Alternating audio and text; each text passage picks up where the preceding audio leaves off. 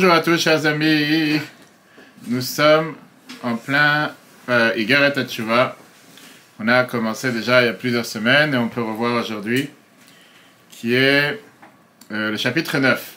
Le chapitre 9 consiste à nous raconter le fait que la semaine dernière, on avait vu qu'après Teshuvat Tata, une fois qu'on a fait ce qu'on appelle une fois qu'on a fait Teshuva le premier niveau, maintenant il nous reste à faire le deuxième niveau. Le deuxième niveau, on avait vu que c'était Teshuva Ila. Qu'est-ce que ça veut dire Teshuva Ila? On avait vu, ça veut dire qu'on doit maintenant se reconnecter avec Dieu d'une manière qu'il n'y a pas rien d'autre intéressant sur la planète, à part le fait de vouloir faire la volonté de Dieu. On a vu la dernière fois que c'est quelque chose qui n'est pas forcément facile, pas forcément possible, pas quelque chose qui est à la portée de tous. C'est justement ce qu'on va essayer de voir aujourd'hui ensemble, ce magnifique chapitre 9, exactement ce qu'il a demandé d'avoir le lien pour pouvoir suivre en direct. Parce qu'il est sur la route, et... c'est Gabriel. Ouais. Et donc, on va voir aujourd'hui ensemble comment pouvoir réparer ce hé qui a été déplacé et le remettre à sa place. Dans les deux sujets qu'on a aujourd'hui, qu'est-ce qu'il y a entre le cerveau et les sentiments? Comment créer le pont, numéro 1. On verra aussi quelque chose d'intéressant qui est comment pouvoir réparer des erreurs qui ont été faites avec des relations interdites. Ça, c'est ce qu'on va voir dans le chapitre 9. Quand le Azaken était en prison, on a parlé plusieurs fois lors de Yutet Kislev à l'occasion de la libération de prison du Azaken. On a vu comme quoi, une fois, il a eu ce qu'on appelle des interrogateurs qui sont venus le voir, lui demander des questions sur la Torah, la fameuse question qu'il demandait à Yeka, où es-tu? Il demandait la question, qu'est-ce que veut dire le sens du verset, pas le sens simple, mais le sens profond, parce que le sens simple, il le connaissait. On va voir qu'une fois, on a essayé de faire ce qu'on appelle une étude graphologique de l'écriture de Azaken. Parfois, il y a des gens qui peuvent lire dans ton écriture la manière comment Dieu écrit, si c'est quelqu'un qui est stressé, quelqu'un qui est calme. Il y avait cette fameuse graphologue qui s'appelait Ruth Zucker. Et ça a été fait sous la demande du président de l'État d'Israël, d'Eretz Israël à l'époque, qui était Zalman Shazar. Zalman Shazar, il a voulu savoir qu'elle essaie d'interpréter, qu'elle essaie de comprendre qui est ce personnage, qui est son écriture, sans bien sûr lui dire qui était l'Admo Azaken. Et elle a fait ça, c'était bien sûr avec l'autorisation et la permission du Rabbi. Et voici ce qu'elle écrit, cette fameuse graphologue. Elle écrit comme ça, elle écrit « Ce personnage, c'est un personnage qui était capable d'avoir et de confronter deux dilemmes qui étaient à part égale comme une bataille dans son cœur, à l'intérieur de sa tête, à l'intérieur de son esprit. Que quelqu'un qui n'est pas de son calibre serait peut-être devenu complètement fou à pouvoir gérer ces deux choses à la fois. C'est quelque chose qui n'est pas fait pour les gens normaux. Quelles sont les deux aspirations que je peux détecter de l'écriture de cette personne? Elle dit la première aspiration, c'est une aspiration qui a l'air que c'est quelqu'un qui veut développer toutes ses qualités, tous ses traits de caractère à la force la plus parfaite, la force la plus complète. Jusqu'à ce que ça va lui donner une base et un socle solide et dur.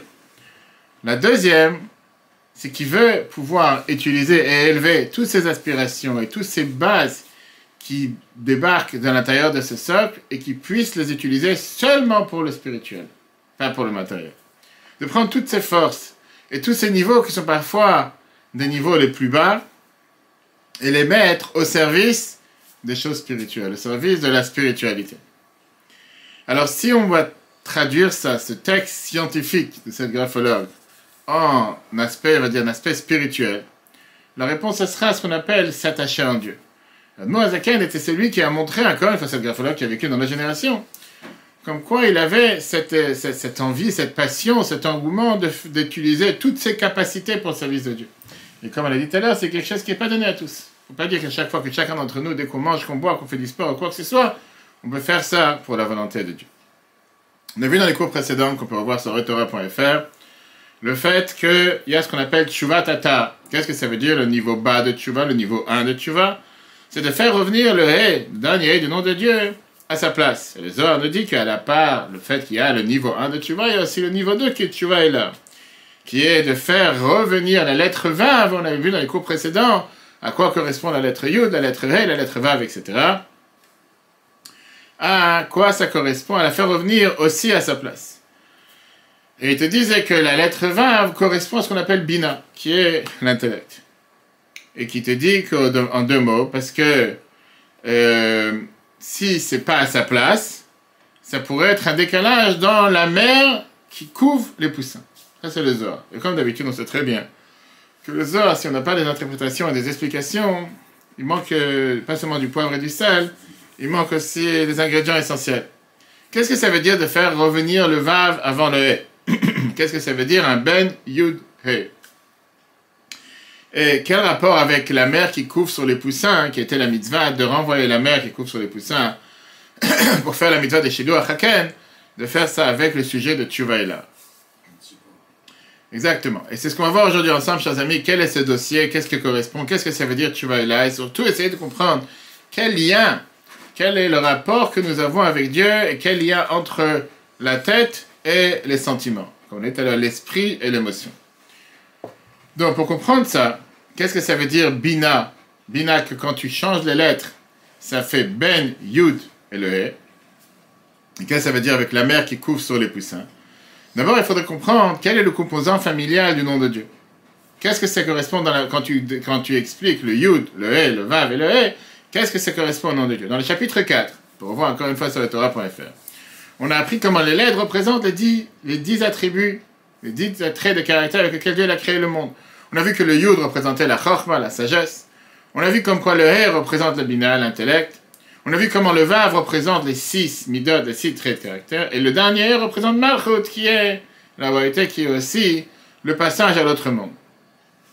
Maintenant, on va comprendre que ces 4 lettres du nom de Dieu, reflètent en réalité le composant familial. Le père, la mère, le garçon et la fille. Le Yud représente le père, le He représente la mère, le Vav représente le fils, et le dernier représente la fille. Quel rapport? Pourquoi? On a appris ça longuement dans le chapitre 4. Que Chochma et Bina, qui veut dire la sagesse et l'intelligence et l'intellect, ça représente, Chochma c'est plutôt la graine, et Bina c'est ce qui développe la graine. Et ça c'est d'ailleurs la différence que tu as entre le père et la mère dans la formation d'un enfant. Que le père il donne la graine, la semence, et la mère développe cette graine dans les 9 mois qui suivent jusqu'à avoir l'enfant parfait. Comme d'ailleurs nos sages nous disent, Bina yeteran ditna beisha. Qu'une sagesse particulière, une intelligence particulière est donnée à la femme. C'est pour ça que dans le mot Ish, tu as le Yud.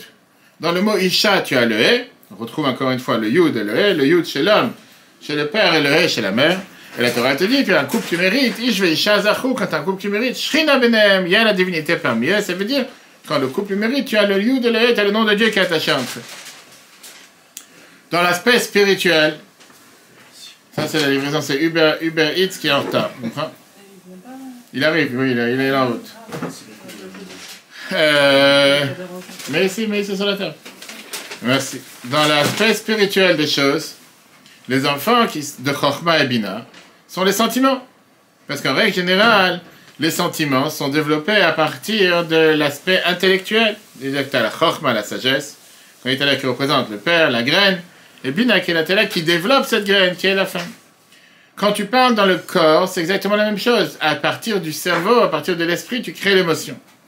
Dans les émotions même, on a vu tout à l'heure que le Vav, qui représente les 6 traits de caractère, sont appelés Ben, le fils. Ça représente la lettre Vav. Alors que Malchut, la fille, c'est la dernière. Dernière lettre, le dernier. Pourquoi? Parce que Malchut, qui est le dernier socle, on va expliquer plus tard qu'est-ce que ça veut dire, reçoit des 6 émotions qui sont précédentes. Et donc, dans le nom de Dieu, qui est le Yud, le He, plus tard le Vav et le He, tu as une famille entière, tu as la famille composée. Tu as le Yud et le He qui sont le père et la mère, on a été là qui reflète Chochma et Bina, la sagesse et l'intelligence. Le Vav et le He, ça représente les enfants, garçons et filles.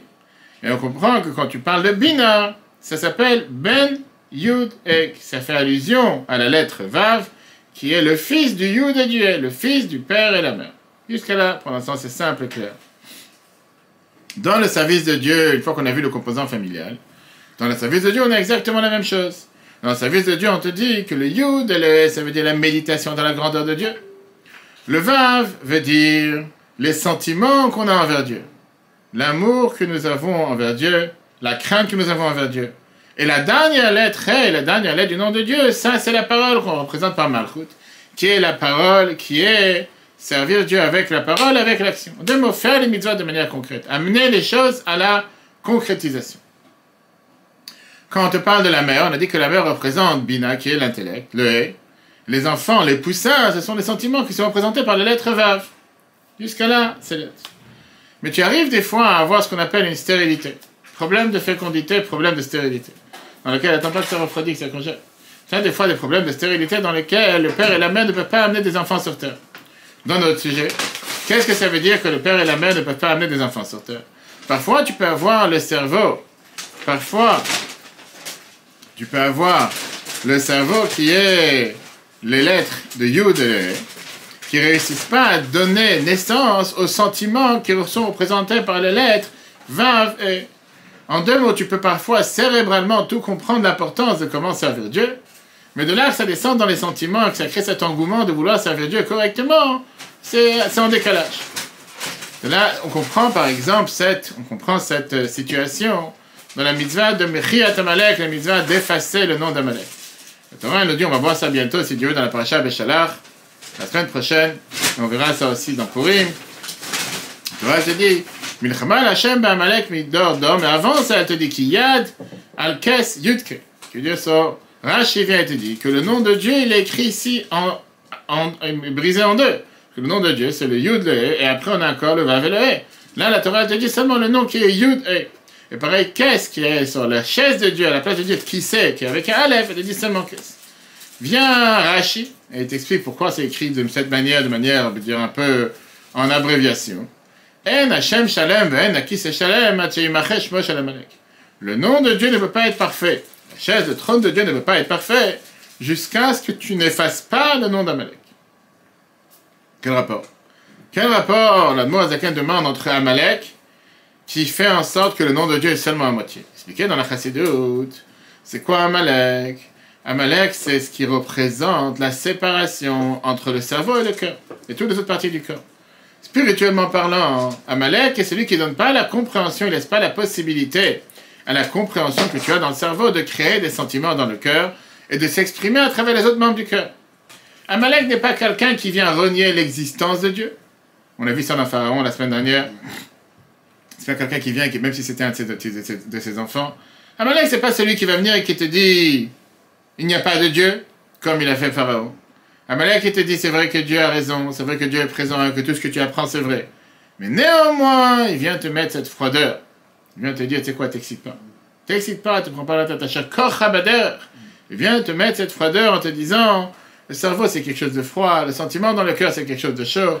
Et Amalek, il essaie de faire en sorte de ne pas s'enthousiasmer, ne pas prendre cette chaleur dans la Torah. Laisse tout de manière froide, laisse tout de manière cérébrale. Ne mélange pas ça dans l'aspect sentimental. Amalek n'est pas contre le fait qu'un juif va à cours de Torah. Il n'est pas contre le fait qu'un juif fasse ce que Dieu demande de lui.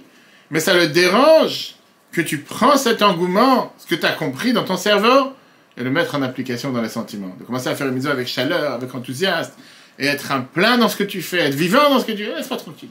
Fais cérébral, mets tes tulim, fais ta prière, mais sois pas trop excité. Va t'exciter quand tu vas manger, quand tu vas jouer, quand tu vas faire du sport, quand tu vas te reposer.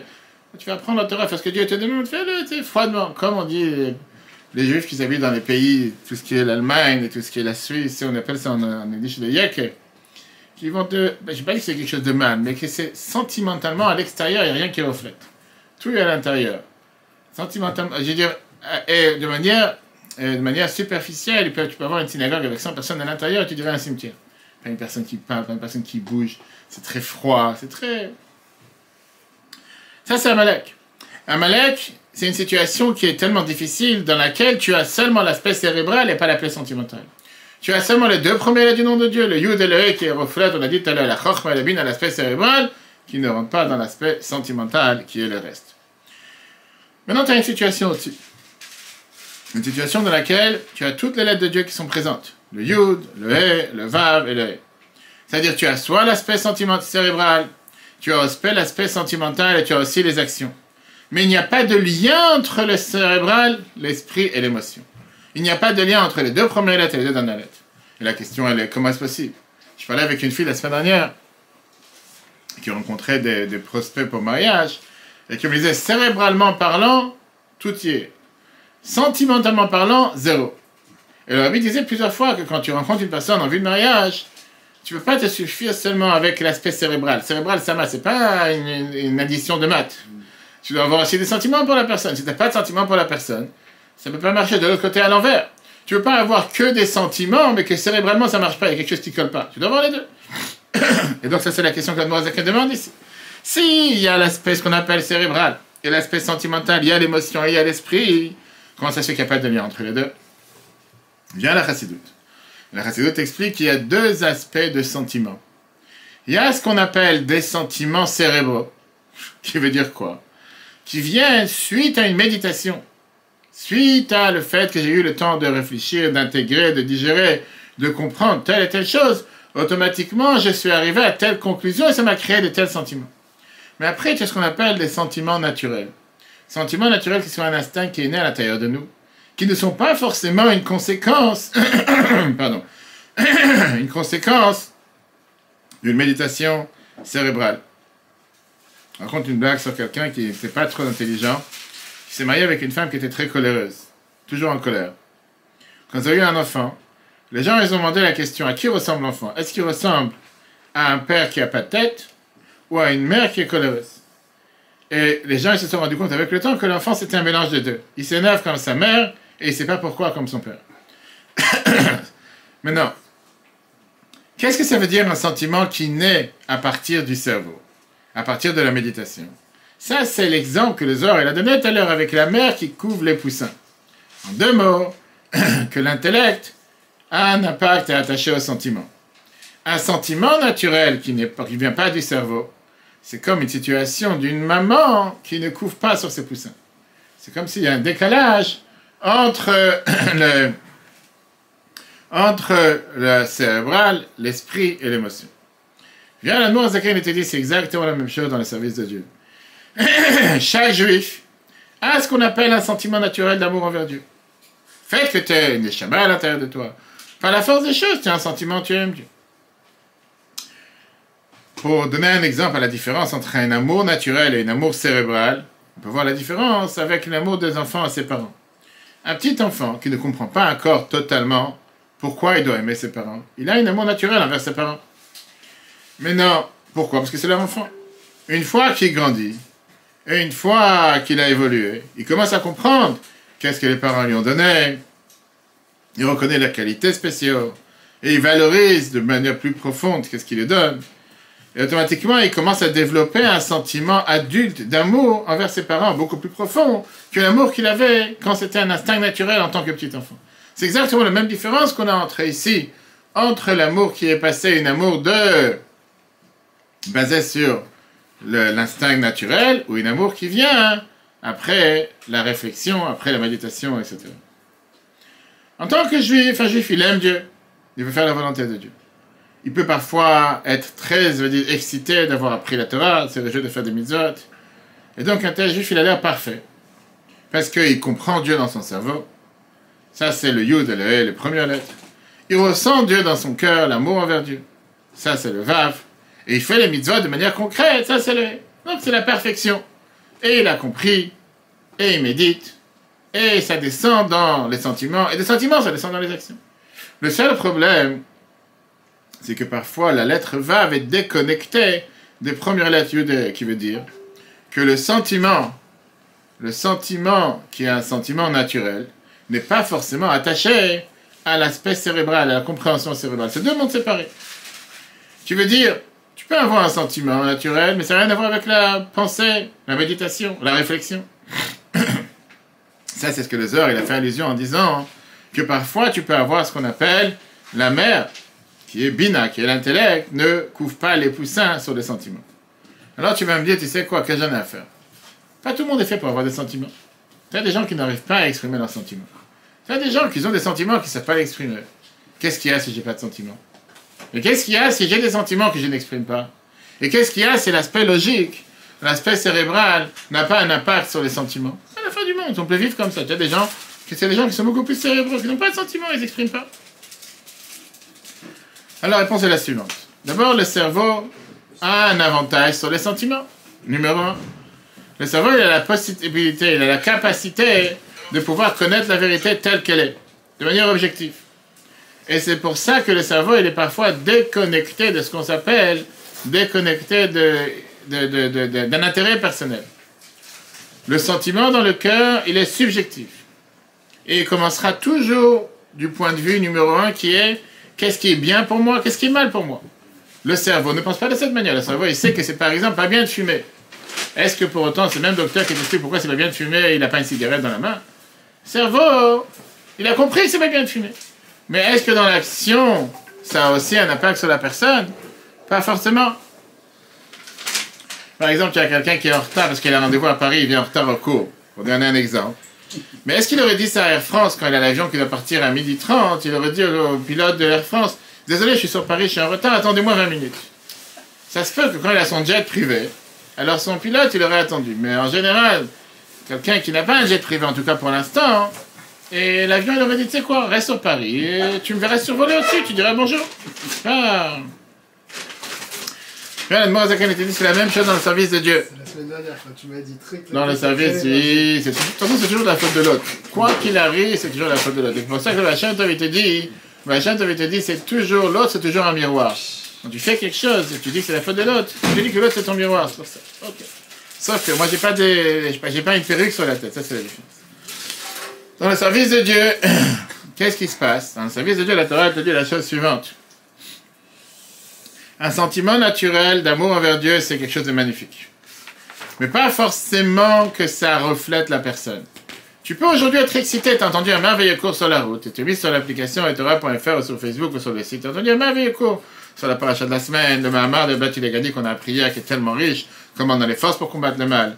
Tu as appris la semaine dernière, est-ce que le pardon, est-ce qu'on peut pardonner, est-ce que c'est sincère? Bref, tu as écouté un très beau cours, tu dis, je vais faire ce que Dieu demande, je sens cet amour envers Dieu, je me sens proche de Dieu. Ce qu'on appelle Kirvat Elokim Litov.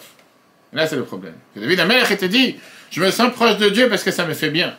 Ça me rend à l'aise. Je suis content. Le problème, c'est quoi? C'est le mot lit. Pas un lit pour dormir comme certains dans la journée cherchent à avoir. Lit veut dire que ça, parce que ça me parle, parce que ça me fait du bien. C'est le lishma et le lishma? Pas forcément lishma. C'est le fait que là, le problème, c'est parce que ça me fait du bien. Et qu'est-ce qu'il y a si ça te fait du mal? Est-ce que là, tu te sentiras aussi proche ou pas? Ou dès que ça te fait du mal, on va dire, dès que ça te parle pas, va chercher la moutarde, etc. Qu'est-ce qu'il y a si ça te parle pas? Tu vas pas le faire. Tu le fais seulement parce que ça te fait du bien. Tu vois, tu appuies sur un bouton et c'est la machine. Tu appuies sur un bouton, c'est la machine qui coule. Tu sais, comme tu as aujourd'hui, tu as les robots pizza, tu as les robots trucs. Et donc, ça c'est le problème. Quand tu as la connaissance de Dieu dans le cerveau, ça donne la possibilité à la personne de reconnaître réellement la vraie vérité. De manière qu'on est à l'heure objective, pas subjective. Tu veux dire déconnecté de qu'est-ce qui est mon intérêt ou pas. Tu comprends l'unité de Dieu. Tu comprends comment le monde entier, il est énorme, milvado, il n'y a rien sur terre qui existe à part Dieu. Même si ça, c'est 100% contraire à ma personne. Même si c'est 100% contraire à qui je suis ou qu'est-ce que je veux. Qu'est-ce que j'en ai à faire? C'est parce que je veux qui compte. On a vu ça dans les chapitres de l'écoute à Marine. L'importance de la Nefesh Elokit qui est pas se mettre à moi au centre, mais mettre Dieu au centre. Le plus important, c'est ce que Dieu veut. Ce que moi je veux, c'est secondaire. Ça n'a pas d'importance. Et là, on répond à la question qu'on vient de demander. Alors, c'est quoi le problème quand le cerveau est déconnecté des sentiments? Quand l'esprit et l'émotion ne sont pas en concordance totale? C'est que si le sentiment qu'il y a dans le cœur est déconnecté du cerveau, l'homme, parfois, l'humain peut se sentir parfois séparé de Dieu. C'est ce qu'on appelle dans le langage de la Chassidut, Yesh mi she'ohev. Il y a quelqu'un qui aime, qui veut dire, c'est moi qui aime. Mais parce que j'aime, je le fais. Mais quand j'aime pas, je le fais pas. Ah, dans mon cerveau, j'ai compris comment c'est important de le faire parce que c'est ce que Dieu veut de moi. Très bien, mais ça n'a pas d'impact sur mes sentiments. Tout ça, c'était une introduction pour rentrer aujourd'hui dans l'explication de qu'est-ce que ça veut dire Tshuva Ila. On a dit tout à l'heure que qu'est-ce que ça veut dire le niveau élevé de Tshuva? C'est le fait de rattacher le Vav à la lettre E qui est avant. Rattacher les sentiments avec le cerveau. De comprendre dans le cerveau que ça soit totalement en concordance et adapté avec le cœur. Dis-moi, après tu vas sortir dehors, tu vas trembler. Si, quand il y a un bureau avec des chauffages, ça froid, hein, On dit que c'est un problème, il faut appeler le SAMU. Donc, c'était la parenthèse. Qu'est-ce qui se passe? Pardon. Rattacher le sentiment avec le cerveau, ça veut dire que ce que je comprends dans mon cerveau, ça crée un lien direct des sentiments dans le cœur. Ça, c'est une situation dans laquelle tu as une personne qui est totalement imprégnée de cette connaissance, compréhension de ce qu'on appelle l'unité de Dieu. Comme c'est plus haut que l'existence de la personne. Mais c'est pas que ça reste dans son cerveau. Du cerveau, ça descend et ça pénètre dans le cœur. Ça crée ce sentiment d'amour qui est adapté et qui est en concordance totale, en synchronisation avec ce qu'il a compris dans son cerveau. C'est pas déconnecté.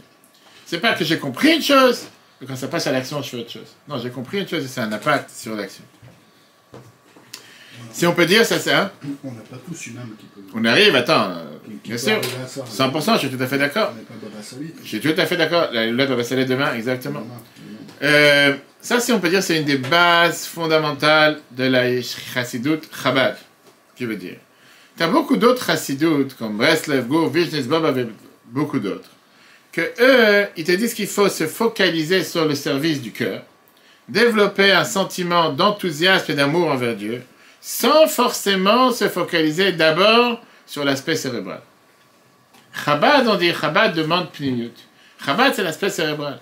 C'est la réflexion d'abord, qui veut dire, eux, ils te disent, les autres disciples du Shem Tov, la Chassidut, qu'on peut développer le sentiment tout seul, par ça que tu regardes un tzaddik, par ça que tu as entendu une petite phrase d'un tzaddik, un petit mot, une phrase intéressante, par ça que tu as entendu une histoire qui a beaucoup de sentiments, par ça que tu as chanté une chanson qui pénètre dans l'âme, et avec ça tu peux t'enthousiasmer, tu peux t'évader dans la nature, tu vas prier dans la forêt, sur le bord de lac, devant les montagnes, plein de neige, tu vas t'attacher à Dieu, sans passer par le travail interne qui est la réflexion cérébrale. Bien sûr que la chita de Chabad, l'approche de la Chassidut Chabad, c'est aussi qu'il faut développer un sentiment dans le service de Dieu. Mais avant ça, tu dois avoir la réflexion cérébrale. Qui veut dire apprendre les sujets de manière détaillée, de manière profonde. Il n'y a pas de shortcut. Tu ne peux pas développer un sentiment à 100% si tu n'es pas passé d'abord par le cerveau. Si le cerveau, si tu n'as pas étudié, appris, etc., ça n'aura pas le même effet, c'est ce qu'on a dit tout à l'heure. Tu as le sentiment, l'instinct naturel d'une personne d'amour, et tu as l'instinct qui est basé suite à la réflexion. Et bien sûr que les deux ne peuvent pas être comparés. Parce que l'instinct naturel, il est là, mais il peut partir demain. Ou bien, le moment où ça ne me parle plus, où ça ne m'attache plus, où c'est plus pour mon bien bénéfice, eh bien, je ne le fais plus. Alors que quand tu as un sentiment qui se développe à travers ce que j'ai compris, automatiquement, c'est un sentiment beaucoup plus profond. Ça, c'est ce que le Zohar, il a dit, on a vu tout à l'heure au départ, que tu as la mer qui couvre les poussins. La mer, qu'on a dit, Bina, qui est l'intellect, qui est attachée avec le 6, le Vav, qui sont les 6 sentiments, qui sont les poussins. C'est pas déconnecté. Il y a cette synchronisation entre le cerveau et les sentiments. Moshe Rabbeinu, il te dit dans le Chumash Dvarim, dans le Deutéronome, quand il parle de l'amour qui vient grâce au cerveau, L'Ahava et Hashem Elokecha, ki ou chayecha. Aimez Dieu, car c'est ta vie. On voit bien que Moshe te donne ici une base, une raison. Tu ne dis pas aime Dieu. Ve'afta Hashem Elokecha. Ça, c'est dans le schéma. Dans le Dvarim, il te dit tu dois aimer Dieu, pas parce qu'il faut aimer Dieu. Aime Dieu parce que qui? Il y a une raison logique derrière. Quelle est la raison logique? Ki ou chayecha. Parce que c'est ta vie. C'est une raison logique, c'est une raison de foi. Tu n'as pas avec foi maintenant, il te fait comprendre. Pourquoi il y a le qui? Qui, ça veut dire que ça te donne la réflexion, ça te fait comprendre. Il aurait pu enlever ces mots. Il aurait pu dire, l'Ahava Hashem Elokecha, tu dois aimer Dieu. Il te dit, aime Dieu parce qu'il y a une raison logique derrière. Le fait de connaître et de reconnaître que Dieu te donne la vie. Parce que c'est facile, c'est facile à dire à quelqu'un, aime Dieu parce que c'est ta vie. De quoi tu parles? C'est Dieu qui m'a donné la vie, c'est moi qui vis tout seul. Et c'est pour ça que ça te demande d'apprendre. C'est pour ça que ça te demande d'avoir cette réflexion cérébrale. Que comprendre que tout ton être, toute ton existence, ça dépend de Dieu. Regardons le texte. Perektet, chapitre 9, Bureinian. L'explication de ce qu'on vient de dire jusqu'à présent, que Mashikatou, Bezor Kadosh, comme c'est expliqué dans les Zohar. Vetikuni, mais quand même, comme dans d'autres sources, de Bina, que la tribu de Bina, qui est l'intellect, et Tchouva est là, représente, ce qu'on a dit tout à l'heure, c'est le He. Le deuxième He représente le niveau élevé de Tchouva. Il fait allusion à la mitzvah de renvoyer la mer sur les poussins, comme on parle de Shiluach Haken, de prendre le poussin seulement si la mer est partie. Que ça fait l'allusion à la mer qui couvre le poussin. On m'a dit quel rapport? Hein, il t'explique, l'Admorazaken. Chaledei, Shemit Banem, Miguel Hashem à force de méditer dans la grandeur de Dieu. Magat Adat, par ça que tu approfondis ton intelligence. Umoli, miroir, binato, et tu vas donner naissance à partir de ton intellect, de l'approfondissement. Triluchimu, qui est l'amour et la crainte de Dieu, sichliim, cérébral. Qu'est-ce que ça veut dire un amour et une crainte cérébrale? C'est pas que des sentiments naturels, mais qui découlent grâce à l'aspect cérébral, la méditation, l'étude, l'approfondissement. Et il te dit pas seulement avoir appris, ou betouv ta'avadat, avec toutes les raisons et les logiques possibles. Kinyan, Shenemar, comme c'est écrit dans Dvarim, dans le Chumash Dvarim, Le'ahavah et Hashem Elokecha. Quand le Moshe Rabbeinu te donne le devoir, dans Dvarim, chapitre 30, verset 20, aime Dieu, et Mishum, parce que, parce que Dieu c'est ton Dieu, c'est ta vie, pardon. Velo dailo, c'est pas suffisant pour toi, mais avativit, un amour naturel, amesuteret levad, qui est seulement caché, comme l'était là. Chaque juif, il a cet amour naturel. Un amour naturel, l'instinct naturel de vouloir aimer Dieu, chaque juif, il a. Le problème, c'est quoi? Quel est le problème? Un amour naturel, qui n'est pas cérébral, peut demain devenir contre-naturel, peut demain devenir non-amour, puisqu'elle n'est pas basée sur la logique.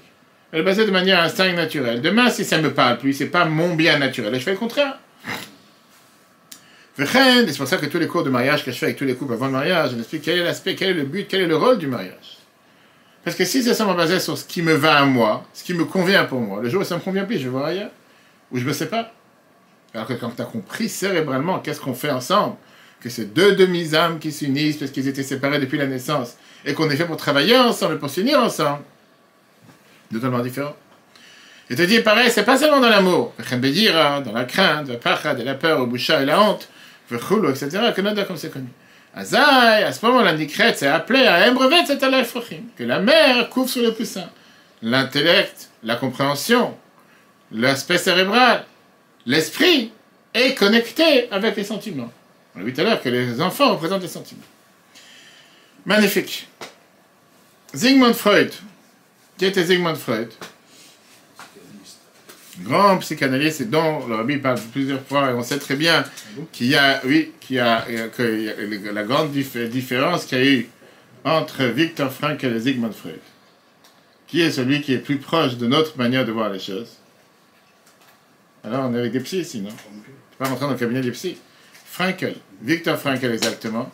Deux approches différentes dans la vie, mais ce n'est pas le sujet aujourd'hui. On a fait déjà plusieurs fois des cours dessus pour voir sur retorah.fr. Le Rachab, le Rabbi Shalom Dov, le Rabbi Shalom Ber de Chabad, qui était le père du Rabbi précédent, le 5e Rabbi de Chabad, il était appelé le Maïmonide de la Chassidut. Pourquoi? Parce qu'il a écrit des discours chassidiques les plus longs, les plus profonds, qui expliquent les sujets les plus abstraits, les plus déconnectés de la manière la plus simple et la plus détaillée. Il y a un discours qu'il a écrit à Menton en France, qui a 3 volumes de je ne sais pas combien de milliers de pages. Pendant des jours et des semaines, ça a duré pendant quelques années. C'est traduit, je ne sais pas si celui-là est traduit, mais c'est une des choses qu'on apprend dans la yeshivot. Il te prend les sujets chassidiques qui sont à dire qu'en général, à la base, à la source, c'est une page de page, et qu'il les détaille, des exemples très très riches. Une fois, il était à Vienne, en Autriche, et il a rencontré le fameux psychologue juif Sigmund Freud. C'est de son époque. Le père de la psychanalyse. Si tu veux, c'était une rencontre entre l'aspect chassidique de ce qu'on appelle aujourd'hui Torah Tanefesh, comprendre comment fonctionne l'âme, l'esprit, et entre la Torah psychologique de M. Freud. Freud, il a demandé au Rabbi Rachab, quel est votre métier? Qu'est-ce que tu fais dans la vie? Quand il a entendu qu'il propage la Chassidut, il enseigne la Chassidut, c'était le Rabbi Chabad, il lui a demandé, c'est quoi cette Torah? Qu'est-ce que c'est la Torah de la Chassidut? C'est quoi? Je connais la Bible, je connais le Pentateuch, le Talmud, c'est quoi la Chassidut? C'est quoi ça? Le Rabbi Shalom Dov, le Rabbi Shalom Dov, le Rachab, il a répondu la phrase suivante. Il a dit, la Chassidut t'enseigne. En un mot, c'est quand tu demandes à quelqu'un aujourd'hui dans la rue, c'est ce qu'on appelle sans arrêt. Donne-moi une ligne. Les gens n'ont pas le temps aujourd'hui, ils veulent tout en résumé. C'est quoi la Chassidut? Le Rabbi Rachab, il dit, la Chassidut apprend que le cerveau doit entraîner le cœur à comprendre ce qu'il veut avoir. Et le cœur, on lui demande de mettre en application dans la vie ce que le cerveau a compris. En 2 mots, c'est le résumé. D'un côté, la Chassidut enseigne comment faire en sorte que le cerveau pousse le cœur à savoir ce qu'il faut vouloir. Parce que quand si tu as un cœur sans cerveau, c'est comme un animal, tu ne réfléchis pas. Aujourd'hui, je veux ça, demain, je veux ça, etc. Donc, le cerveau, il doit agir sur le cœur, contrôler le cœur, diriger le cœur. Mais le cœur a le devoir de mettre en application ce que le cerveau a compris. Alors, nos chers hétéros, monsieur psychanalyse, monsieur Freud, vient et demande la question à Rabbi Rachab. Et il lui dit, cher ami, comment on fait une chose pareille? Le cerveau et le cœur, ce sont deux mondes totalement différents. Et il a dit, et pourtant, il y a un grand pont entre les deux. Phrase de Freud. Sur ça a répondu le Rabbi Rachab, ça c'est le travail de chacun d'entre nous, de créer le pont entre ces deux mondes. Et si on n'arrive pas à créer le pont, à créer un pont, il dit au moins créer le lien avec des câbles électroniques ou des câbles téléphoniques, afin que la lumière qu'il y a dans le cerveau arrive au cœur. Ça, c'est ce que le Rabbi précédent, il écrit dans les Côtés du Bourru, c'est ce que son père lui racontait de sa rencontre avec Freud.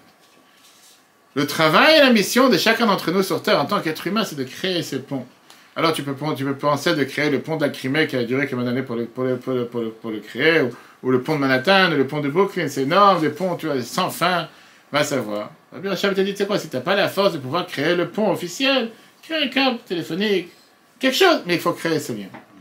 Il est en deux mots, qu'est-ce qu'on vient de voir ici? Tout le monde est d'accord que ce sont deux mondes différents. Deux mondes qui ne s'entendent pas forcément. Naturellement parlant, dire naturellement, instinctivement, j'aime Dieu, c'est facile à dire. Les jours où tu es mis à l'épreuve, tu es dans l'avion et tu n'as pas reçu ton repas cachère, comme j'étais la semaine dernière, comme je vous ai dit, et tu as tout d'un coup des gens qui disent bon, donnez-moi les poulets, monsieur. De toute façon, il a été fait à Tel Aviv. Il a été fait à Tel Aviv, c'est forcément cachère ou quoi que ce soit. Et donc, le devoir, c'est de créer le pont entre le cérébral et le sentimental. De ne pas avoir cette distinction qui est entre les deux. Ok. Donc, jusqu'à présent, on a parlé de l'amour envers Dieu. Dans cet amour même, il y a différents niveaux. Par exemple, tu peux aimer quelqu'un parce que tu serres la main. Dans certains pays, aujourd'hui, on fait comme ça. Dans certains pays, on serre la main avant, mode pré-corona, pas post-corona. Des fois, il y a des gens qui vont t'enlacer, il y a des endroits où ils ne serrent pas la main, mais ils s'enlacent. Il y en a qui vont s'embrasser une fois. Il y en a qui ont le français que c'est 4 fois, peut-être 5 fois. Il y en a qui vont s'embrasser sur la bouche. Et chacun, tu rentres comme ça dans différents niveaux différents. Maintenant, serrer la main, ça peut vouloir une trace d'amour, mais ça peut être de gens totalement séparés. Quand tu enlaces une personne, c'est beaucoup plus proche de la personne. Mais encore une fois, c'est un enlacement qui est un rapprochement superficiel. Embrasser, c'est bien un rapprochement beaucoup plus profond, parce que ça vient de la chaleur de la personne qui touche l'autre personne qui l'aime. Et ça exprime un sentiment beaucoup plus beaucoup plus profond de rapprochement. Surtout quand quelqu'un s'embrasse sur la bouche, qui est vraiment un amour total, etc. Dans l'amour de Dieu, c'est la même chose. Il y a ce qu'on appelle un amour qui est superficiel, qui est exprimé essentiellement dans les actions. Mais on est toujours deux personnes différentes. Il y a l'homme et il y a Dieu. Il y a un amour qui est, comme c'est écrit dans Shir HaShirim, on dit que c'est le grand roman d'amour entre l'homme et sa femme, que Shlomo Melech il met ça en métaphore entre Dieu et l'homme. Yishakeni mineshikot piv, qui m'embrasse avec les baisers de sa bouche. Ça, c'est rattaché à ce qu'on appelle un souffle avec un autre. Il y a une situation dans laquelle tu arrives avec un attachement total avec Dieu, qu'il n'y a rien qui te sépare entre Dieu et l'homme. Il n'y a rien qui ne sépare entre l'un et l'autre. Qu'est-ce que ça veut dire quand on dit tous les matins dans les chemins, tu aimeras Dieu et ton Dieu? Qu'est-ce que ça veut dire avec toute ton âme? Quelle est l'explication basique? Toute ton âme.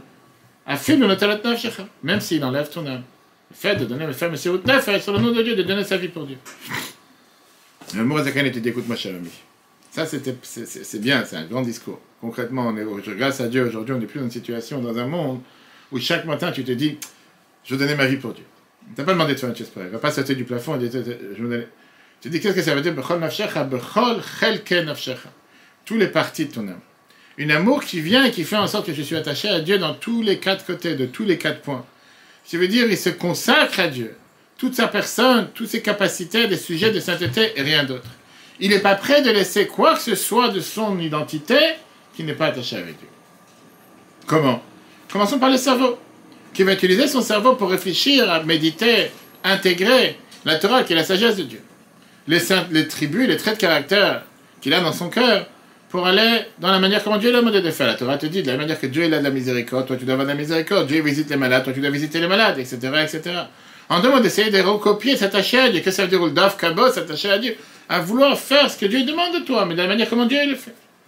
Après, tu as la pensée qu'il y a dans le cerveau, de répéter des paroles de Torah, de mettre ta tête, de réfléchir, pas quand tu dois apprendre des maths, Ou quand tu es des fois des gens qui font des équations et des machines, et combien ça ils ont tout leur cerveau. Et dès qu'ils prennent quelque chose de Torah, c'est banal, c'est simple, c'est pas vrai, je sais pas la force. Quoi, juste, tu dois mettre ta force juste dans tout ce qui est des maths et des calculs et de faire des kilowatts. Mais la tête aussi dans ce qu'il y a dans la Torah.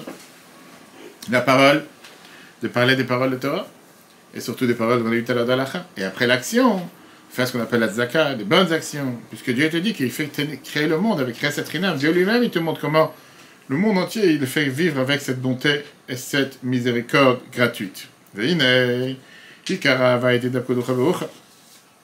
L'essentiel de l'amour, on a dit, c'est quand tu as cet attachement d'un souffle vers l'autre. Moi, j'ai tout comme c'est écrit dans Shira Shirim de Roi Salomon Yishakei, limite, tu peux vraiment passer par la bouche. Que là, comme c'est écrit dans Shira Shirim, c'était d'après le Zohar, etc. Sur ça, c'est écrit B'chol Nafshecha. Qu'est-ce que ça veut dire? Tu aimeras Dieu avec toute ton âme, Shem Kol Chelka Nefesh, toutes les parties de l'âme, Sechel ou Midat, le cerveau, les sentiments, le boucher, leurs habits, Machashava, Dibur, Maaseh, la pensée, parole, l'action. Le Dafka, Kulan, Baïdbarer, de s'attacher tous ensemble avec Dieu. De Haïnou, Amidot, Bemidot, Avidbarer, les Midot qui sont les traits de caractère. De recopier les traits de caractère de Dieu. Maorachum, Afatarachum, comme c'est écrit de la manière que lui, il a de la miséricorde. Toi aussi, tu dois avoir de la miséricorde. C'est écrit dans la Gemara Shabbat, page 133. Vasechel dans le cerveau. Le Sichlo, avec la sagesse et l'intellect de Dieu. Oui, la Torah s'approfondir dans l'étude de la Torah. De Raïta Mechach Benafkat. C'est que la Torah, elle sort de la sagesse, de l'intelligence. Frère, la marche va pareil avec la pensée. La marche va la même pensée que Dieu. Va Dibour la parole, le Dvarachat, les paroles de Dieu. Zo Alacha, c'est la Alacha, comme c'est écrit. Va Asim Dvarai Befircha, je mettrai mes paroles dans ta bouche. Ou Dvarai Achasanti Befircha, comme on dit tous les choses. Et les paroles que j'ai mis dans ta bouche. Va Maasor Maaseh Tzedaka, on te parle de faire Tzedaka. La Chayod, Roach, Shfelin, de faire revivre les gens qui sont au niveau bas. Les gens qui sont à un niveau, on va dire, beaucoup plus difficile, quand la Torah te dit, Dieu il a créé le monde en 6 jours, comme c'est écrit dans le Tanya Igrat HaKodesh, qu'on verra plus tard, chapitre 17. Ça, c'est la manière comment on s'attache un souffle avec l'autre. Dans la manière la plus attachée, quand ça vient par l'amour. Comment on peut exprimer un tzaddik qui vit totalement en attachement avec un osmose total avec Dieu, juste qu'il n'a pas de vie personnelle? On voit ça avec l'Admour Haïm-Saï, le fils du Admour Hazaken du Baal HaTanya. Son beau-père, le Tzemar Tzedek, avait dit sur lui, si on coupait son doigt, à la place de sortir du sang, ça sortait des paroles de Chassidut. Donc ça ne veut pas dire qu'il n'avait pas de sang dans son corps. On parle de manière spirituelle que toute sa vie était autour de l'aspect de Kedusha, des choses de sainteté. C'est ça qui lui donnait la vie. On voit ça aussi la dernière période avant qu'il quitte ce monde. L'Admour Haïm-Saï était très faible et très malade. Et les docteurs, ils se sont demandé comment il vit. Un des docteurs a dit à son ami, je vais vous montrer quelque chose de magnifique, quelque chose d'étonnant. Vous voyez, c'est-à-dire qu'il est sur son lit sans vitalité. Mais si on va lui permettre de se lever, de dire des paroles de Chassidut à ses disciples, il va se lever tout de suite comme s'il a trouvé sa nouvelle vie. Et comme ça, ils ont fait. Et le rabbi s'est levé avec un visage plein de vitalité. Il a commencé à dire un discours chassidique comme s'il n'était pas du tout en mauvaise santé. La nuit, avant qu'il quitte ce monde. Il a dit un discours de Chassidut sur le verset Acharei Hashem Telechu, qu'on doit suivre Dieu, avec un énorme enthousiasme. Il a fini le discours parce qu'avec Dieu, c'est la source de vie de celui qui fait donner la vie à tout le monde, et c'est comme ça qu'il a quitté ce monde. Son beau-père, le Tzemar Tzedek, a dit, qu'il était le troisième rabbi de Chabad, que depuis Rabbi Shimon ben Yochai, Rashbi, il n'y avait pas eu un départ de ce monde à un niveau si élevé. Parce que même Rashbi, il a quitté ce monde avec ces mêmes mots, en disant le mot Chaim, qui Sham, Siva, Hashem et Amra Chaim, c'est comme ça qu'il est parti de ce monde. Ça, tu parles des gens qui sont énormément élevés, à un niveau de Gdusha très élevé. Donc ça, on va terminer aujourd'hui le deuxième point qu'on a dit aujourd'hui, dans le thème du jour, comment réparer les relations interdites. On a vu dans le chapitre 4 qu'un homme qui a fauté avec ce qu'on appelle des semences en vin ou n'importe quelle relation interdite, on parlait d'une faute tellement grave qu'on peut réparer seulement avec Tchouva et là. On a vu qu'il y a certaines Tchouva qui sont de niveau de Tchouva basse qu'on ne peut pas réparer, mais à Tchouva et là, le niveau élevé, on peut réparer. Ça ne veut pas dire que tu ne dois pas passer par l'aspect numéro 1 de Tchouva et tu dois passer directement à l'aspect numéro 2. On a vu déjà plusieurs fois, on a vu ça la semaine dernière. Je demande pardon à la communauté juive, est-ce que c'est des excuses sincères? On a vu qu'il faut d'abord passer par abandonner la faute. Après sentir la peine de la faute, la gravité. Sans ça, c'est comme si tu te trempes dans un mikvé avec un reptile en main. C'est comme si c'est une impureté, ça ne sert à rien. Alors que dans les autres fautes, le niveau 1 de Tchouva répare l'erreur. Dans ce cas-là, c'est aussi la Tchouva est là, le niveau 2 de Tchouva, le Tchouva élevé, qui répare aussi cette erreur. Pourquoi? Parce que la réparation est en fonction du dégât qui a été fait. Comme les relations interdites touchent le cerveau, puisqu'on sait très bien que les semences viennent et découlent du cerveau et de la pensée, comme c'est écrit dans Tanya chapitre 2, la réparation est attachée aussi au cerveau, en rajoutant dans l'étude de la Torah. Et donc quelqu'un qui a fauté avec ces différentes interdictions, il doit rajouter dans l'étude de la Torah plus que la norme. Comme ça, on va tout de suite voir qu'on s'écrit dans les Midrash. Et puis, ce qu'on avait appris dans les chapitres 6 et 7, que des fois, le lien qu'on a avec Dieu, c'est la corde qui nous attache envers Dieu. Et que les fautes, comme les fautes de relations interdites, ça coupe la corde. C'est pour ça qu'autant de la Torah, autant du Sanhedrin, il y avait ce qu'on appelle Chayav Karet, il devait être retranché du peuple juif. La réparation, c'est de rattacher la corde à nouveau, à l'endroit où se trouve la corde la plus épaisse. Et comme ça, on reconnaît où il y a eu, c'est en général où tu vois le grand nœud, c'est là que tu sais qu'il y a eu ou une coupure, où il y a eu une réparation à faire. Et en général, où tu fais le nœud, la corde devient beaucoup plus dure. C'est un double nœud. Pareil ici, puisque le défaut, puisque le dégât a été fait dans le cerveau, on doit grossir, on doit rendre beaucoup plus épais ce dégât, par ça qu'on rajoute dans l'étude de la Torah. On voit ça avec les enfants de Élie. Élie le prophète, c'était le grand prêtre à Shiloh. Celui qui a béni, on en parle de lui quand? Tous les ans, Rosh Hashanah, dans la Haftarah, avec la rencontre avec la HS. Il y a des gens qui sont totalement à l'ouest. Ils sont tellement là qu'ils ne sont pas là. Avec Hannah. Hannah qui est partie prier dans le temple et qui l'a pris pour une soule. Hannah qui est partie prier dans le temple. C'était Élie. Shmuel, c'était le fils de Hannah. C'était Élie, le grand prêtre, d'accord? Malheureusement, les enfants de Élie n'ont pas suivi son chemin. Et au contraire, ils ont utilisé leur situation élevée, les enfants du grand prêtre, pour fauter avec toutes les choses de relations interdites. Comme malheureusement se passe dans beaucoup de gens dans la société. Dieu, il a fait savoir à Shmuel en lui disant que la faute des enfants de Élie ne pourra pas être pardonnée avec les sacrifices, mais ils vont mourir jeunes. Nous dit l'Agmara que effectivement, cette faute ne peut pas être pardonnée avec des corbanotes, avec des sacrifices, mais elle peut oui être pardonnée avec des bonnes actions et l'étude de la Torah. Et elle continue en te disant que Rabba et Abaye, qui sont les grands de qui on parle sans arrêt, les maîtres de l'Agmara, étaient des descendants de la tribu de Élie, de la maison de Élie, Élie le grand prêtre. Rabba, il a vécu 50 ans, il n'est pas mort jeune. C'était son mérite qu'il a pris dans la Torah. Abaye, il a vécu 60 ans, à l'époque c'était considéré longtemps, parce qu'il apprenait la Torah et il faisait aussi des bonnes actions. Tout ça c'est l'Agmara Rosh Hashanah, page 18. Qu'est-ce qu'on voit ici? Que même une faute grave comme les relations interdites, que Dieu a juré qu'il ne pourra pas être pardonné par un sacrifice, par ça qu'on rajoute dans l'étude de la Torah, automatiquement ça peut être réparé. On le fit, on termine plus que Shebgam, abri de toutes ces erreurs et tous ces défauts, ou tous ces dommages qui doivent être réparés par les semences en vain. Ça arrive pareil dans tout ce qui sont les relations interdites, ou She'ar et Surabia, ou les autres interdictions de relations interdites, qui sont de la Torah ou des Chachamim. Comme on sait très bien, que parfois les paroles de nos sages sont plus graves que les paroles de la Torah, ont un impact beaucoup plus important, puisque toutes ces relations interdites ou toutes ces fautes par ces relations interdites, pogem mort, ça touche le cerveau. La la réparation des Tasek Borat, étudier la Torah, puisque la Torah elle dépend du cerveau. C'est ça qui est écrit dans Tanat Veliyahu. Adam Avar Avera V'Nitrahem Mital Makom Maya Sevir. Il y a quelqu'un qui a fait un péché qui est dans l'obligation de. Il devait passer à être coupable de peine de mort envers Dieu. Qu'est-ce qu'il doit faire pour pouvoir vivre? Et Maya Ragil, il croit d'Afechad, il crame d'Apim. S'il a l'habitude d'apprendre une page, il apprendra 2 pages. Le Shanot Perek Echad, apprendre un chapitre, il doit apprendre 2 chapitres. Et on a dit tout à l'heure, ça c'est ce qui est écrit dans Midrash Rabbah Kotchim. Que Machal Chevel Anifsar, qu'on a vu dans les chapitres précédents, qu'on peut voir sur Torah.fr, comme la corde qui se coupe. Chosa avec quand tu rattaches la corde. Shimim comme Akasha, que dans le lien que tu as fait, le nœud, ou Kafulum Prupal, le lien il est doublé, triplé. Le Kachaou Bechevel Nachalato, la même chose dans la corde qui est envers Dieu. C'est ça que Dieu le verset il a dit. Avec la bonté et la vérité, on répare les fautes. La Torah, la vérité c'est la Torah. Tu viens de voir l'histoire de la tribu de Élie dans Shmuel. Oui, c'est vrai que la Torah elle a dit qu'il ne peut pas être réparé par un sacrifice. On peut le réparer avec la Torah et les bonnes actions de la Tzedaka, qui était écrit comme c'est écrit, mais sauf Perek de Rosh Hashanah, à la fin du premier chapitre de Rosh Hashanah. J'ai vu une fois quelqu'un qui était présent dans le Fabringen du Rabbi, et il est sorti tellement plein d'émotions, et malheureusement il ne comprenait pas les Yiddish. Et les gens ils ont dit, nous alors, qu'est-ce que le Rabbi a parlé? Pendant quelques heures, des milliers de personnes, il parle sans feuilles, sans livres, sans quoi que ce soit. Raconte-moi un mot, quelque chose. Je ne comprends pas les dire. Qu'est-ce que tu t'excites tellement? Qu'est-ce que tu es tellement plein d'émotions? Qu'est-ce que tu as compris? Il a dit, j'ai compris une chose, que sans arrêt, à chaque fois que l'Arbi parle, il rappelle Ve'od ve'uaika. Il y a plein de discours, centaines de fois dans une nuit, de 9h à 3h, 4h du matin, l'Arbi a terminé ses discours en disant Ve'od ve'uaika, et encore, et ça c'est l'essentiel. L'Arbi a terminé que l'essentiel, que ça soit ça. Et moi j'ai compris une chose. Ve'od, que le but, c'est toujours de rajouter.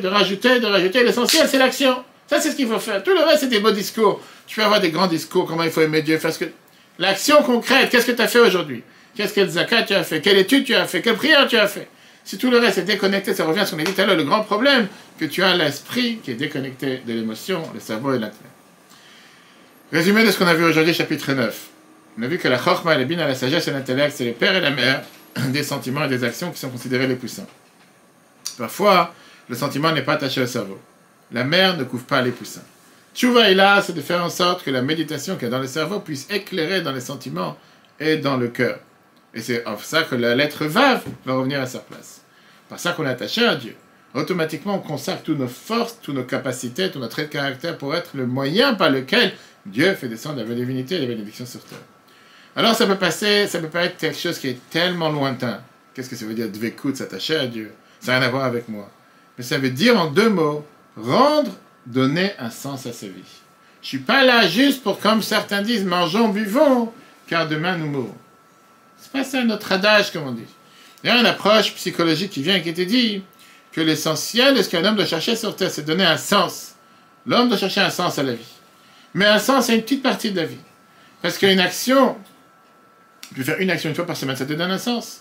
Tout ce que le reste que tu fais dans la semaine, pas forcément, ça donne un sens. Viens la Chassidut, elle te dit que toute ta vie, tout l'aspect de ta vie du matin jusqu'au soir, tout ce que tu fais doit avoir un sens divin. En deux mots, tu as une mission sur ta. Ça revient le Mahama qu'on a vu hier de Mathilde Gagné qu'on apprend cette semaine pour Yudjvat, qui est l'anniversaire de 73 ans du Rabbi. Que le Rabbi est devenu Rabbi cette semaine, on apprend le Mahama de 1983. Très intéressant d'écouter hier. Qu'on a tous été missionnés pour transformer le mal en bien. On a toutes les forces pour le faire. Mais dans tous les aspects de la vie. Vivre avec cette mission. Le travail, c'est une mission. La famille, c'est une mission. La société, c'est une mission. Et comme ça, tu deviens un meilleur père, un meilleur homme, un meilleur boss, un meilleur patron. Et c'est ce que les Chachamim te disent en une phrase. Kol ma'asecha yhu l'shem shamayim. Tout ce que tu fais pour le nom divin. Si Dieu veut le cours prochain, on verra dans le chapitre 10 comment et où se positionne dans tout ce qu'on vient de dire la prière. Puisqu'on sait qu'à travers la prière, on s'attache à Dieu, mais là, on n'a pas mentionné. Elle te dit, par l'étude des bonnes actions. Et la prière, alors? Je dis, ça fait partie de quoi? Des mitzvot. Où se positionne la prière? Pourquoi on a besoin d'avoir des trois composants? Une fois qu'on aura fini, Greta Tchouva, on va revenir à ce qu'on a vu au départ. On avait parlé comment réparer les erreurs, comment faire Tchouva, voir qu'on a besoin au final de tout. Et la prière, et l'étude, et les bonnes actions. Et c'est comme ça qu'on peut tout réparer. Le cours en replay sur etora.fr. Chodesh Tov, on était à Chodesh cette semaine. Que ce soit que des bonnes nouvelles, surtout qu'on est à une semaine, jour pour jour, la semaine prochaine, Yudjvat, mercredi, qu'on puisse bénéficier de toutes les bénédictions de ce grand jour et avoir que des bonnes nouvelles partout pour tous. etora.fr pour le replay.